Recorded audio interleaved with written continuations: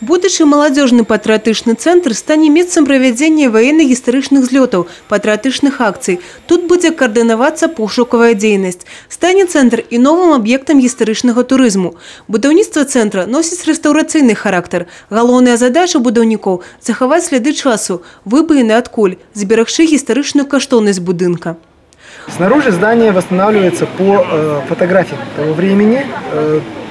Подбирается сейчас наиболее близкий цвет краски для покрытия стен. Сейчас комиссия решает, какой же цвет все-таки будет наиболее близкий к тому цвету, который был ранее. Все стены очищены пескоструем, оставлены все пулевые отверстия для того, чтобы придать зданию историчность. Снаружи здание восстановлено тоже максимально в той же степени, даже стеклопакеты, окна подобраны в соответствии с тем временем, восстановлены все водостоки. Открытие центра плануецца ў наступным годзе, і будаўнічыя работы вядуцца без затрымак. До конца лета планавалася скончыць унутраныя работы і перайсці да аддзелкі памяшканняў. Падчас акцыі валанцёры дапамаглі ў падрыхтоўцы да наступных работ. Дзяўчаты прыбіралі смецце ў пакоях, мылі вокны.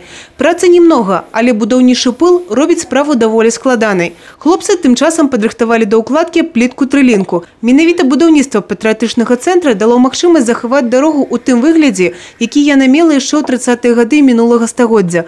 Волонтерство – один из накірункаў дзейнасці Молодежного союза. У БРСМ и уже сложились определенные традиции. Хочется сказать большое спасибо, потому что они вносят огромный вклад в гражданско-патриотическое воспитание молодежи. Я в БРСМ со школы на самом деле, что там была активной участницей, что пришла потом в университет и сразу поступила. И тоже нас сразу замечают с первого курса, берут в оборот, так сказать, и привлекают к различным мероприятиям. На самом деле это занимает твою жизнь. Ты не просто сидишь дома там, за компьютером или еще за чем-то. Ты все время активен, все время занят чем-либо.